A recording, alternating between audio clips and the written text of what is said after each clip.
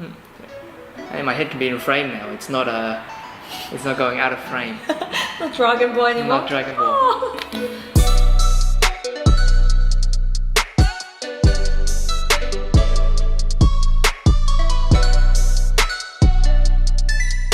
Hi guys, it's Matt and Dawn from Tea Angle, and today we're going to be doing a little bit of a taste comparison of two types of green tea. Yeah. One is from a big, pretty well-known Chinese tea brand called Xiao Guan Cha, and the other is our very own Green Destiny. Now last year when we went on our tea trip, during our stay in Xiamen, we stopped by a pretty fancy tea shop from a pretty fancy tea brand called Xiao Guan Cha. So they're a relatively new company that only started a couple of years ago. Only in 2017. In 2017, yeah. So they're only a couple of years old. So they're only a couple of years old, but when they launched themselves onto the scene, they did a lot of marketing, a lot of press releases, made a lot of big claims to sort of really announce themselves onto the scene. And money, basically. Yeah, lots of money behind this big push. But their two biggest claims to fame are that one, that their teas are made by, I guess, highly renowned, highly regarded tea grandmasters. Grandmasters, not just your typical tea masters. These are the tea grandmasters, pretty much celebrities in the kind of Chinese tea world, in a way. And the second claim to fame is that it's in their packaging and it's in their name as well, like Xiao Guan Cha, what pretty much refers to this kind of packaging, this little tin packaging. And what they claim is because they use like a kind of form of nitrosealing or something that is that claims to maintain the tea at peak freshness for about a year. Even for green teas. So part of what we're tasting here, what we're trying to do here today is to see whether these teas are still as fresh as they were last year when we tasted it in the shop. And if you want to see more of our little shop tour, we did a video of it previously, so we'll link it up here somewhere, and you can check out what the store looks like and our experience at the shop. There has been a lot of controversy around this tea brand in the Chinese tea world. So people either really like it or they really hate it. Especially those traditional tea producers, and they think they just like have big money. They're just doing very good marketing, and that's about it. A lot of controversy stems from their tagline, 小罐茶大师做. 小罐茶 means little tin tea. So basically this.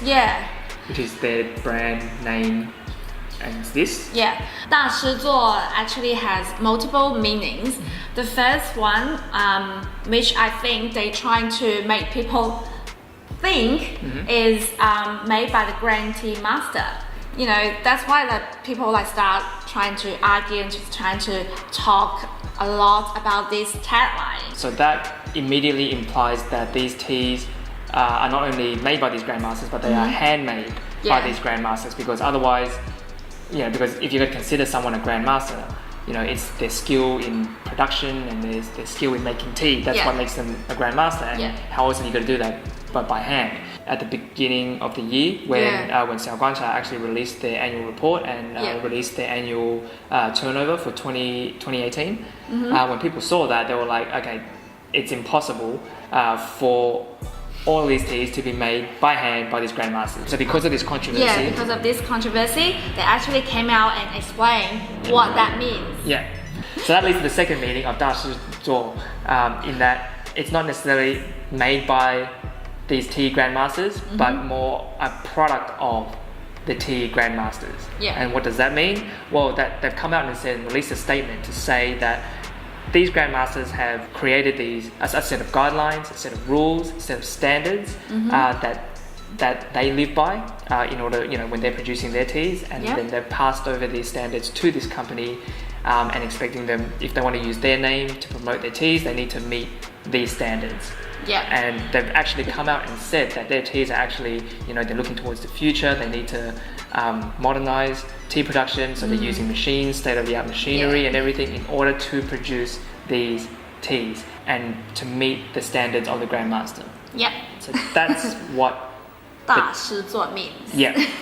Which is a little bit misleading. It's a big reason why the tea community and the tea producers in China don't like this company. It's because of that kind of misleading kind of marketing and advertising, I suppose. Yeah. And I don't think it's done by accident. I'm pretty sure, it's done on purpose. And then when they're called out by it, they have to kind of backtrack and, kind of explain what it actually means. But in the end, despite all of that marketing, all of that talk, it really comes down to the flavor of the tea, right? So we're gonna now go ahead and compare this. So we're gonna compare two green teas. We're gonna pick one from Xiao Guan Cha and one of our own. Now it's not exactly a direct comparison. Like they're two different types of green teas. So our one is from Anhui province. Yep. Okay, it's a Lan Xiang, which is a lesser known type of green tea from that region. And this other one we're comparing from Xiao Guan Cha is a Longjing Dragonwell green tea. Yeah. So different regions, but we just want to compare and see whether some of those claims are, I guess, can be met or not. Yeah. I suppose, and compare it to a tea that we've personally sourced and that we really enjoy, and that we feel is quite a strong green tea.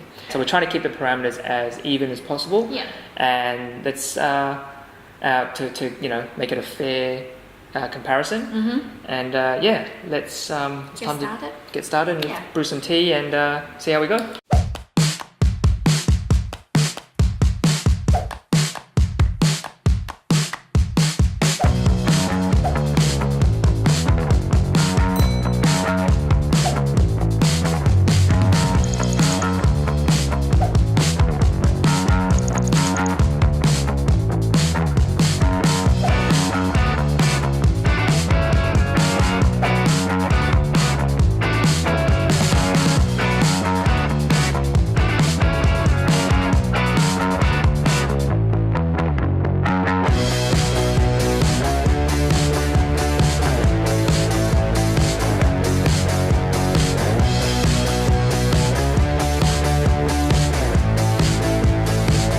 Okay, alright, so we've brewed both of them now. This side here is the Longjing Dragonwell. Yeah. And this side is our Green Destiny. Okay, so let's go Dragonwell. Yeah. Let's start with that. Okay. Cheers. Cheers. I like the color.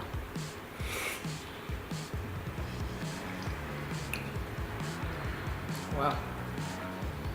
Wow, it's very different from what we've been tried for green tea. Wow, that was like a wallop of flavour just there.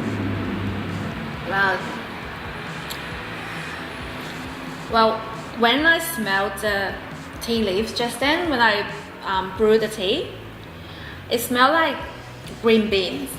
Yeah, right.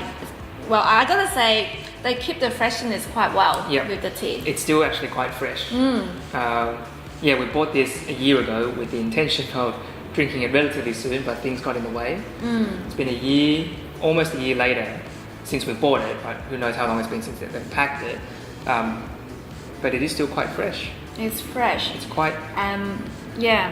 So for the... No astringency either. No, I can taste a little bit of astringency. I'm not sure whether it's quite a bit of 4 grams of tea leaves. Actually, when you look at it, it's quite a lot of tea leaves. Maybe we didn't use enough water. Well, we have to compare our Green Destiny to see whether I can taste a little bit of astringency. But then for the initial impression was it tastes a bit like the wok fried beans. Can you taste it? Like that was my initial impression. Yeah, I'm getting that. Actually, I'm getting a more of a savoury note. There is more of a savoury note than what I'm used to when drinking green tea. Yeah. I can see what you mean by that pan fried kind of flavour. It definitely has a more bean like aroma. So I guess that's one of the very important and main characteristic of Dragonwell, particularly the authentic one from the West, like Xihu Longjing. So they're saying they need to have that like bean flavor. Yeah, and smell as well. And I think that ticks the box. That definitely does. And the look of the leaves is quite nice as well. Yeah. A lot of Chinese green teas are sort of hand baked, and it's that kind of pan fried that process that gives it that kind of nuttiness as well, and that nuttiness and that slight savory flavor, which we really, that's what we look for when we're looking for a green tea. Yeah. Let's try our Green Destiny. Yep. Let's see how that compares.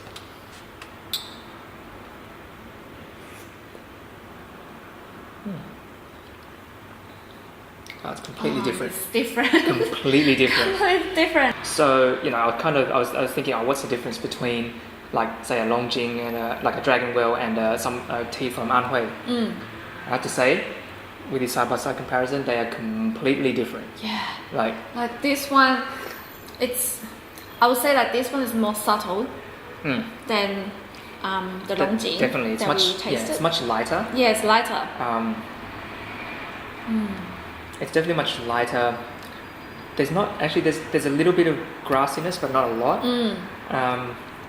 It's a little bit like aromatic as well. Yeah. I guess that's why they call it Lan Xiang. Lan Xiang means, if you translate it, like orchid fragrance. Yeah, and it does have a bit of that floral, like a slight floral hint as well.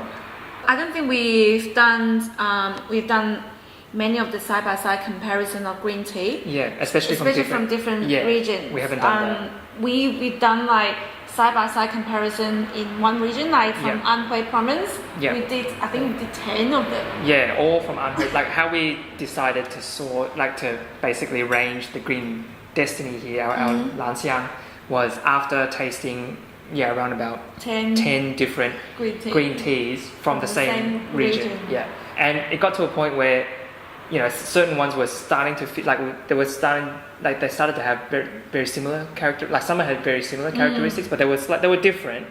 But there was a common thread that sort of went throughout, and there was a very light, sort of aromatic kind of quality to it.